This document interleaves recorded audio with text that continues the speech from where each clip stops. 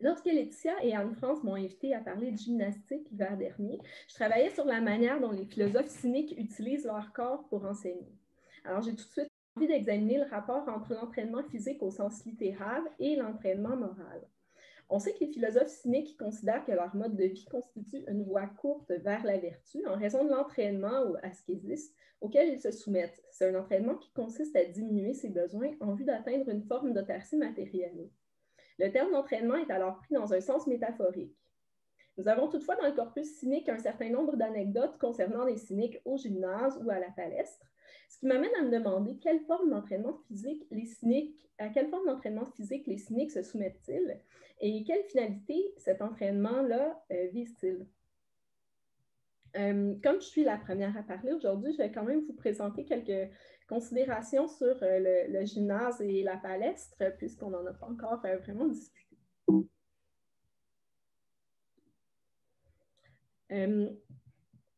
Donc, l'idée que l'entraînement physique sert des fins esthétiques et morales est assez commune dans l'Antiquité. Il faut penser que les prouesses athlétiques de l'Antiquité, par exemple celles des Jeux olympiques, s'inscrivent dans la tradition héroïque. Or, les héros, en raison de leur ascendance immortelle, possèdent à la fois des habiletés surhumaines et l'arrêté, l'excellence. C'est ainsi que l'excellence du sportif victorieux est conceptuellement indissociable de l'excellence morale. Ajoutons que les événements sportifs de l'Antiquité ont le plus souvent une nature religieuse. Dans une perspective politique, l'entraînement gymnase permet également d'acquérir les qualités du citoyen qui vont de pair avec la beauté du corps athlétique. Les fins esthétiques que vise la gymnastique sont également reconnues dans des textes plus proprement philosophiques qui m'occupent plus particulièrement. On peut penser par exemple au Socrate du banquet de Xénophon qui recommande la pratique de la danse, de préférence à d'autres activités physiques, en raison de l'équilibre qu'elle permet d'acquérir. On peut également penser à Aristote dans la rhétorique qui estime que les athlètes du pentathlon sont les plus beaux en raison de l'équilibre de leur corps. Alors, il nous dit: la beauté est différente selon chaque âge. La beauté pour un jeune homme, c'est d'avoir un corps apte aux épreuves sportives, tant les épreuves de course que celles de force, tout en étant plaisant à regarder, en vue de la jouissance du spectateur. C'est pour cela que les pentathloniens sont les plus beaux, parce qu'ils sont naturellement doués en même temps pour les épreuves de force et pour celles de vitesse. Pour un homme mûr, la beauté consiste à avoir un corps apte aux épreuves de la guerre et à paraître plaisant tout en inspirant la crainte. Pour un vieillard, c'est d'avoir un corps qui suffise aux peines dont on ne peut se dispenser, complètement exempt des misères qui outragent la vieillesse. Or, l'équilibre dont il est question ici n'est pas simplement de nature esthétique et sportive, mais il s'inscrit de manière essentielle dans la pensée éthique des philosophes. En outre, la gymnastique, parce qu'elle contribue à rendre le corps fort et en santé, permet également à ce dernier d'obéir à la raison et de servir l'âme humaine dans l'exercice de la vertu. La gymnastique constitue donc une sorte de propédeutique à l'apprentissage de la vertu. C'est ce qu'on voit par exemple dans la République de Platon. On voit donc que les liens entre gymnastique et vertu sont très forts dans la pensée ancienne et ne sont pas propres à une école de pensée en particulier. J'aimerais également prendre quelques instants pour parler des lieux de la gymnastique. En effet, le gymnase est un lieu privilégié de la vie publique athénienne. Le gymnase joue ainsi un rôle dans les dialogues philosophiques, puisqu'à titre de lieu de rassemblement public et d'éducation des jeunes, il est susceptible d'être le théâtre de récits. Et ce, pas seulement chez les cyniques. On peut penser au dialogue de Platon qui se passe parfois à la palestre. Par exemple, c'est le cas du début du Lysis. Donc, on a Hippothalès qui rapporte qu'il passe à la palestre son temps en compagnie d'une foule de beaux garçons. Et puis, j'insiste sur le fait qu'il est en compagnie d'une foule de beaux garçons. Les qualités esthétiques sont assez intimement liées aux palestres et au gymnase.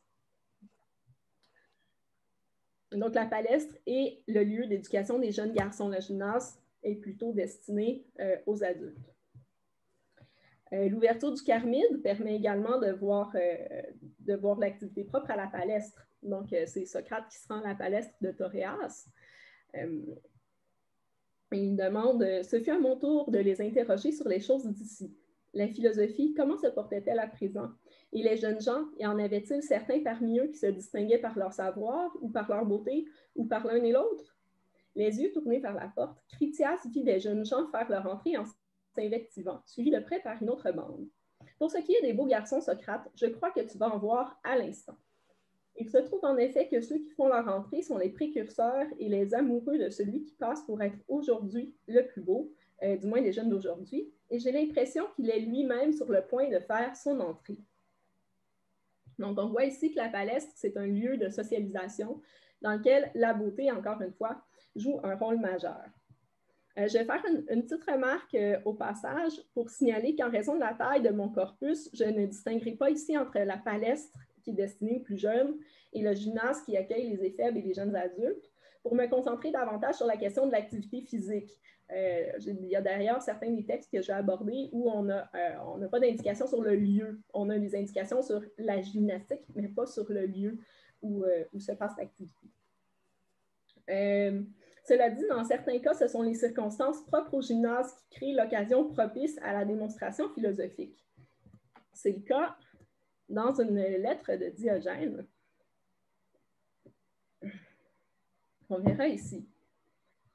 Le gymnase, en effet, c'est un lieu d'éducation, c'est un lieu de rencontre publique, mais c'est aussi le lieu de la nudité esthétique, ce qui en fait un endroit radicalement différent des autres. C'est un endroit, en effet, où on s'entraîne nu. C'est ce que ça signifie un gymnase. Ces caractéristiques et les rituels propres au gymnase, comme l'usage de l'huile, par exemple, sont parfois mises de l'avant dans les textes philosophiques. Donc, on peut voir comment le gymnase joue un rôle de premier plan dans certains textes cyniques, avec l'histoire suivante, dans laquelle c'est la nudité et le contact physique propre à l'entraînement gymnase qui fournissent la matière de l'anecdote scabreuse, faut-il le dire. Il s'agit donc de Diogène. Je quittai alors mon tribône, tirai mon étrille et me frottai d'huile tout en m'avançant. Presque aussitôt, selon la coutume locale, s'approche de moi l'un des jeunes gens, très séduisant et encore imberbe, et il me tend la main pour voir si je savais pratiquer la lutte.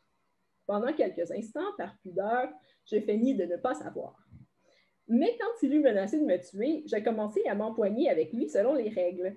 Peu après, voilà que mon gnomone se dresse, je n'ose employer l'autre mot à cause du commun, et alors, par pudeur, le jeune homme me lâche et s'écarte, tandis que je restais planté là à me masturber. Quand le maître de palestre me vit, il vint me réprimander, et je lui répondis « Alors, tu m'as laissé combattre dans les règles et maintenant tu viens me disputer? S'il était d'usage, quand on s'est frotté d'huile, de respirer de la poudre à éternuer, tu ne serais pas irrité de voir quelqu'un éternuer dans le gymnase? Et maintenant, tu te fâches en voyant quelqu'un bander quand un bel adolescent l'étreint? » Donc, on voit ici que les caractéristiques propres au gymnase, en tant que lieu d'éducation de la jeunesse, de l'entraînement physique et de la nudité esthétique, peuvent être au centre des interventions que font les philosophes.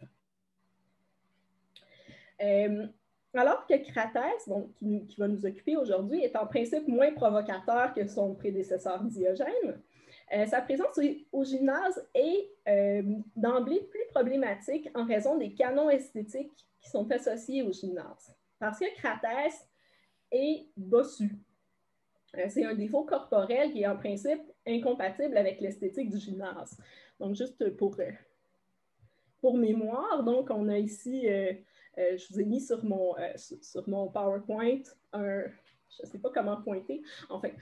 Donc, vous voyez sur mon PowerPoint une image d'athlète. Un bossu est donc incompatible avec l'esthétique des lieux. Remarquons au passage que dans l'Antiquité, la difformité était même dans certains cas incompatible avec la citoyenneté. C'est par exemple ce qu'on voit chez Soranos d'Éphèse ou chez Platon dans la République. Ces textes soulèvent plein de questions et notamment, on ne sait pas de quelle nature doit être la difformité d'un enfant pour qu'il soit exclu de la vie de la cité. Mais quoi qu'il en soit, Cratès n'est pas spontanément bien accueilli au gymnase et invité à l'entraînement, comme c'est le cas de Diogène. Probablement parce que sa difformité l'exclut d'emblée d'un lieu qui est réservé à la beauté physique. Un passage de Diogène Laërce nous rapporte d'ailleurs qu'il a été fouetté par un gymnasiarque. Cela dit, on ne sait pas pourquoi, le passage est trop succinct. Je me suis donc intéressée au problème des fins de l'entraînement de Cratès et la question de savoir comment les fins de l'entraînement s'articulent à la fois avec les vues traditionnelles sur la gymnastique et avec la quête cynique de la vertu.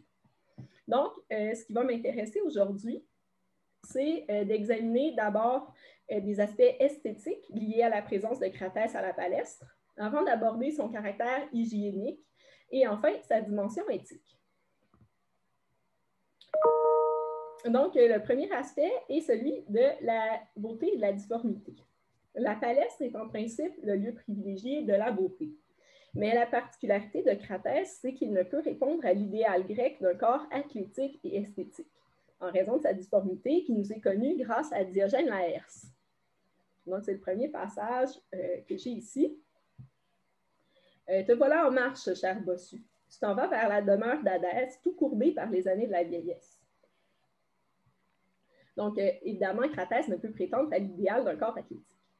La difformité de Cratès ne l'empêche pas toutefois de pratiquer la gymnastique, mais c'est sous les regards moqueurs des jeunes gens. Donc, c'est le passage suivant. De plus, il faisait honte à voir. Et quand il faisait de la gymnastique, on se gaussait de lui. Il avait coutume de dire en levant les mains « Aie confiance, Cratès, dans tes yeux et dans le reste de ton corps. Ces gens qui se moquent de toi, tu les verras d'ici peu tout tordus par la maladie, enviant ton bonheur et se reprochant leur paresse. » Les moqueries qu'endure Cratès n'ont rien de surprenant si l'on tient compte de la manière dont la difformité ou la boiterie sont perçues dans l'Antiquité. Comme le note Leyss, dans un monde où la beauté physique et les qualités morales vont de pair, la disparité entre la difformité du corps et la vertu de l'âme reste problématique. La littérature antique, et en particulier la littérature médicale et biologique, indique plutôt un parallélisme entre les dispositions physiologiques et éthiques. L'entraînement de Cratès au gymnase s'inscrit ainsi dans la même logique que celle de Diogène demandant l'homo statu.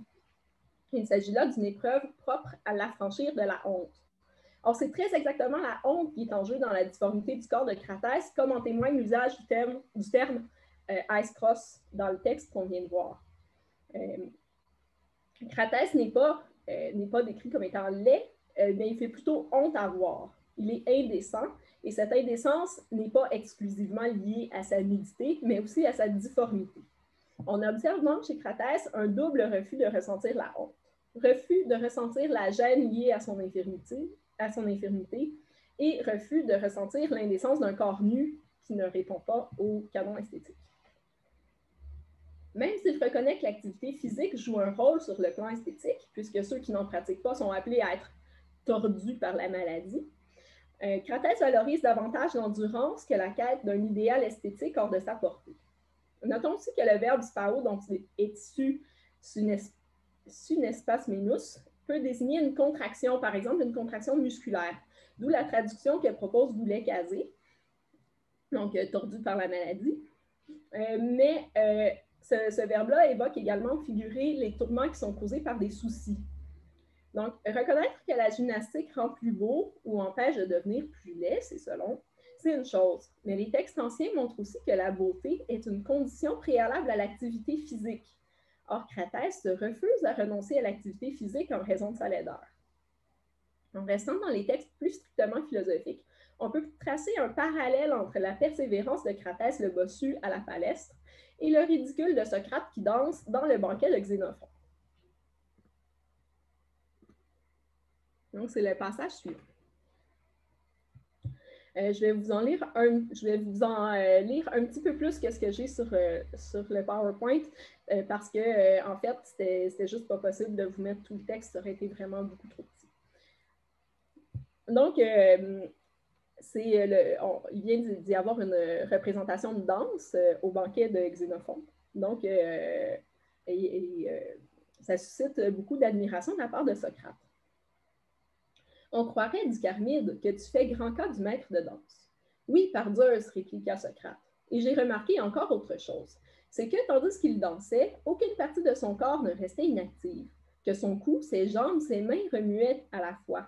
Et c'est ainsi que doit danser quiconque veut assouplir son corps. Pour moi, Syracusain, ajouta-t-il, j'aurais un grand plaisir à apprendre de toi tous ces gestes. À quoi cela te servira-t-il? Demanda le Syracusain. Ben, à danser par Zeus. Ce mot fit rire tout le monde. Mais Socrate, avec un air tout à fait sérieux, reprit. Vous riez de moi, n'est-ce pas? Est-ce parce que je veux fortifier ma santé par l'exercice? Ou parce que je veux avoir plus de plaisir à manger et à dormir? Est-ce parce que je veux des exercices comme ceux-ci, et non comme ceux des coureurs du long stade, qui ont de grosses jambes et des épaules minces, ni comme ceux des pugilistes, dont les épaules s'épaississent et les jambes s'amincissent? qu'au contraire, en faisant travailler tout mon corps, je veux le rendre bien équilibré? Ou riez-vous de ce que je n'aurai pas besoin de chercher un partenaire pour m'exercer avec lui, ni de me dévêtir à mon âge devant la foule, de ce qu'il me suffira d'une maison à 7 lits, comme cette salle a suffi à ce garçon pour qu'il se mette en sueur, et parce que je danserai à l'abri durant l'hiver et à l'ombre quand il fera trop chaud? Ou bien riez-vous de ce qu'ayant un ventre trop proéminent, je veux le ramener à de plus justes proportions? Ignorez-vous que dernièrement, Charmide m'a trouvé un matin en train de danser? C'est vrai par Zeus, dit Charmide. Et tout d'abord, j'en ai été abasourdi. Et j'ai eu peur que tu n'eusses perdu l'esprit. Mais après t'avoir entendu donner les mêmes raisons que tu viens de dire, moi aussi, de retour chez moi, je me suis mis non pas à danser, car je n'ai jamais appris, mais à faire des mouvements de bras, exercice que je connaissais. Comme Cratès au gymnase, qui s'exerçait afin de maintenir une bonne santé et y trouvait l'avantage de ne pas s'en le dire, Socrate établit ici un lien entre la pratique de la danse, la santé et la beauté. Et il considère en ce sens la danse comme une sorte de gymnastique. Il y a bien sûr une autre différence majeure entre les deux anecdotes, en ce que Socrate ne danse pas dans un lieu public. L'avantage de la danse réside ici précisément dans la possibilité qu'elle offre d'être pratiquée en privé et vêtue. Au gymnase, faut-il le rappeler, Cratès est nu. Or, la nudité joue un rôle central dans l'idéologie du corps, qui valorise le corps masculin jeune et esthétique. Elle opère une distinction entre celui qui répond au canon de beauté et celui qui en est exclu. Comme le note Florence Guerchanock, la nudité disqualifie celui qui ne répond pas aux critères esthétiques. Le vêtement permet en effet de cacher certaines choses. En Grèce, les vêtements ne varient pas en fonction de l'âge et de la classe sociale, quoiqu'ils marquent très certainement le statut de citoyen. La nudité au gymnase, toutefois, indique le statut d'homme libre. Ce sont les hommes libres qui ont accès au gymnase, qui ont la possibilité d'aller s'y entraîner. Ce sont les citoyens qui vont s'entraîner au gymnase. Difficile de savoir si la difformité de Cratès était camouflée par ses vêtements, mais ceux-ci permettent au moins de camoufler son âge s'il était avancé au moment des faits. Ajoutons à ce propos que ce sont les jeunes qui s'entraînent au gymnase et non les hommes mûrs. On a dans le texte de Xénophon justement cette idée-là que quand on est vieux, on arrête de se déshabiller au gymnase. Comme le note Cordier, dans le monde hellénistique, le gymnase public assurait une fonction intégratrice et identitaire. Il était le centre de la vie éphébique où les jeunes hommes recevaient leur paideia, instruction athlétique et intellectuelle. Cratès, qui n'est manifestement pas un éphèbe, se comporte comme s'il en était un. La beauté est ici à la fois condition et finalité de la gymnastique, ce qui explique les moqueries que Cratès subit en s'entraînant, lui qui n'est pas beau et ne le devient pas en dépit de son entraînement.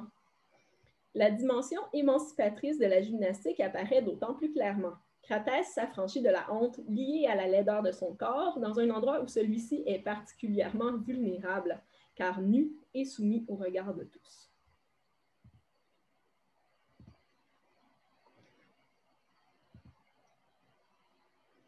Dans le passage de Diogène Laërce 691-92 qu'on vient de voir, le corps entraîné est d'un seul mouvement mis en relation avec la santé du corps et les finalités eudaimoniques de la philosophie, puisque l'argument de Cratès consiste à dire que ceux qui ne s'entraînent pas en raison de leur paresse risquent d'être tordus par la maladie, tandis que lui-même sera heureux. C'est le passage que vous avez ici. Ainsi, Cratès admet que les effets de l'activité physique sur le plan hygiénique sont réels, bien qu'il ne reconnaisse de valeur qu'aux fins eudaimoniques de l'activité physique. Donc, c'est vraiment le bonheur de Cratès qui est mis de l'avant, le bonheur qu'il va avoir quand il va être en santé après s'être entraîné, contrairement à ceux qui vont être tordus par la maladie. Tant dans la lettre de Cratès que dans le banquet de Xénophon, on note par ailleurs que la santé apparaît comme une fin de l'entraînement.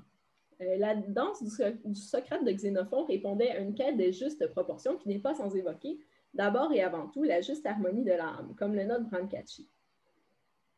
La beauté des athlètes, d'ailleurs, est dans l'iconographie grecque l'expression de cette harmonie de l'âme. C'est pour ça que je vous ai mis le discobole ici. Donc, ceux-ci sont le plus souvent représentés dans des postures modestes et sereines plutôt qu'en pleine célébration victorieuse. Ici, on a une illustration de la musculature équilibrée qui reflète l'excellence de l'athlète car elle est le signe d'efforts volontaires, l'entraînement étant librement choisi par des hommes libres. Ces efforts volontaires s'inscrivent dans la logique cynique dans la mesure où ils permettent d'atteindre la cartéria, l'endurance, qui fait partie des idéaux cyniques. Un petit passage de Diogène Laërce pour voir cet aspect-là de la pensée cynique. Donc, l'ascèse, disait Diogène, est double. L'ascèse psychique d'une part et d'autre part, l'ascèse corporelle, au cours de laquelle des représentations qui se produisent dans un exercice constant donnent de la facilité pour les œuvres de la vertu. Mais l'une est incomplète sans l'autre, car vigueur et force sont au nombre des qualités qu'il convient de rechercher tout autant pour le corps que pour l'âme.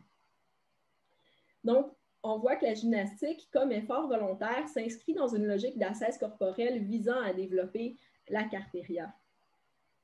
Et si vous regardez le discobol ici, vous verrez la musculature qui constitue en quelque sorte la preuve des efforts d'ascèse corporelle de l'athlète. La santé physique et la pleine possession des moyens corporels sont en effet indispensables à la pratique de la sagesse. Toutefois, elles ne peuvent constituer des fins en soi. Aussi, dans la perspective cynique, le sport n'est-il pas forcément la santé, comme en témoigne ce texte.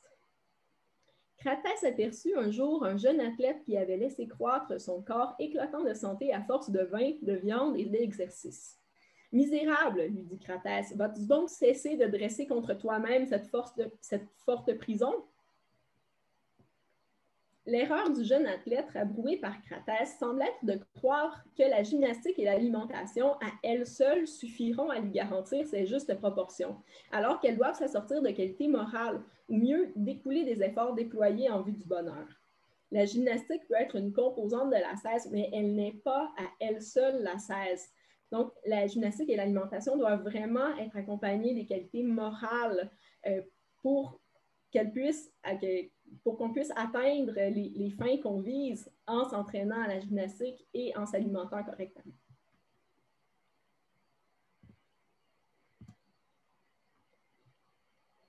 Les effets de la pratique socratique de la danse rejoignent les effets de l'entraînement public de Cratès, puisque si Socrate parvient à convaincre son public de se mettre à danser, à commencer par Charmide qui signait dès son retour à la maison, Cratès amène les jeunes gens à réellement effectuer les exercices en vue desquels ils fréquentent, en principe, la palestre. Dans le passage qui suit, Cratès se rend à la palestre des jeunes gens, un lieu destiné à l'entraînement de ceux qui n'ont pas atteint l'éphégie, lieu où, en principe, il n'est pas le bienvenu pour s'entraîner, à la fois en raison de son âge et en raison de sa laideur. Alors qu'il s'entraîne tout comme s'il faisait partie des jeunes gens en formation, Cratès contribue en fait plutôt à leur éducation. Quand tu m'eus quitté pour rentrer chez toi, je descendis à la palestre des jeunes gens, me frotter d'huile et me mis à courir. Ce spectacle faisait rire les jeunes gens, mais moi, pour ne pas arrêter trop vite mes exercices, je m'encourageais moi-même en ces termes. « Vas-y, Cratès, si tu te mets à l'épreuve, c'est pour le bien de tes yeux, de ta tête, de tes oreilles, de tes pieds. » Et voilà qu'à m'entendre parler ainsi, ils cessèrent de rire, mais s'y mirent eux aussi et commencèrent à courir. Depuis lors, ils ne se bornaient pas à se frotter d'huile, mais ils pratiquaient des exercices. C'est pourquoi ils n'étaient pas maladifs comme auparavant. Et me sachant gré de leur avoir rendu la santé, ils ne me quittaient pas d'une semelle et me suivaient partout où j'allais, écoutant et imitant ce que je disais et ce que je faisais.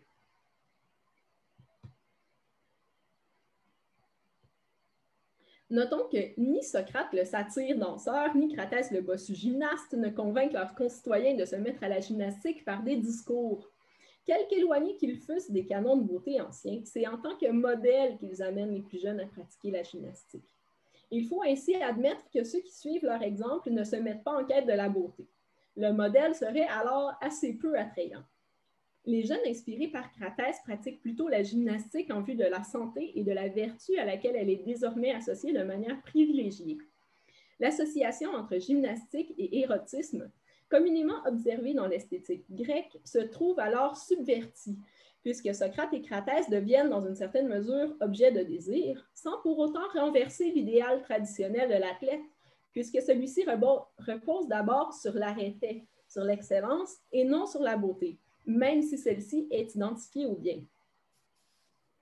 Cratès se conforme en outre à l'idéal de modestie de l'athlète qui est véhiculé non seulement par la statuaire et l'iconographie, c'est ce que vous avez ici, donc un athlète victorieux qui est en train de mettre une bandelette sur sa tête et qui est représenté avec la tête légèrement baissée, le regard incliné, donc dans une posture extrêmement modeste.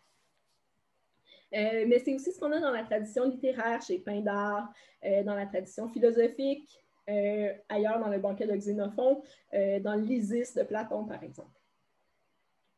Cratès, qui s'affranchit de la honte que suscite son corps difforme et nu, devient ici paradoxalement une figure de la pudeur, en raison de son refus de laisser le regard de l'autre déterminer s'il fait honte à voir. Cet affranchissement de la beauté du corps a ceci de particulier qu'on remarque ici que le corps de l'enseignant joue un rôle central sur le plan pédagogique. Or, c'est rarement le cas, dans la mesure où l'esprit est séparé du corps, dans la grande majorité des pratiques enseignantes, comme le note Bell Hooks. Donc, vous avez l'extrait ici. Les enseignants-enseignantes parlent rarement de la place d'éros ou de l'érotisme dans la classe. Formés dans le contexte du dualisme occidental, la plupart ont accepté la notion d'une séparation du corps et de l'esprit. Convaincus de cela, nous entrons dans le cours pour enseigner comme si seulement l'âme était présente, pas le corps.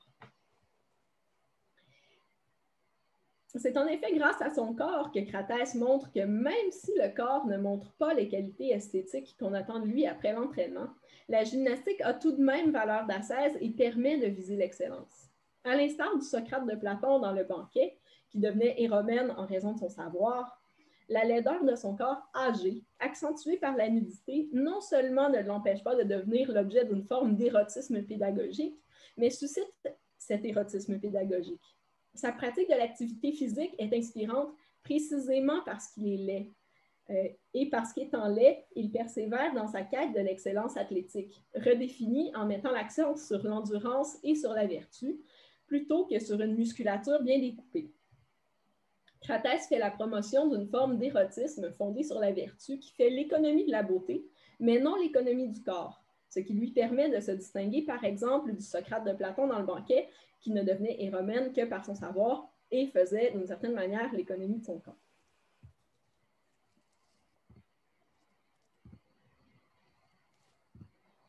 Retournons maintenant à ma question de départ. L'activité physique joue-t-elle un rôle dans la voie courte vers la vertu? Sur le plan esthétique, on voit que Cratès accepte que la gymnastique puisse avoir des finalités esthétiques, encore qu'il estime celles-ci secondaires. Mais il refuse que l'esthétique constitue une condition d'accès à la gymnastique. En cela, on retrouve le travail des cyniques, qui révèle les incohérences de la convention tout en défendant quand même souvent la morale traditionnelle. La gymnastique a certes une finalité morale dans d'autres écoles philosophiques que le cynisme, mais l'exemple de Cratès à la Palestre semble montrer que la pratique de la gymnastique s'inscrit doublement pour lui dans la quête d'une voie courte vers la vertu. Non seulement l'entraînement physique permet-il de développer la cartéria, l'endurance indispensable à l'exercice de la vertu, mais il permet en outre, dans le cas de Cratès, de s'exercer à se libérer des contraintes sociales aliénantes, telles que l'agisme ou les canons esthétiques. À la Palestre, Cratès le bossu fait d'une pierre deux coups. En développant à la fois l'endurance physique et l'endurance morale, il incite ses concitoyens à la pratique de l'activité physique.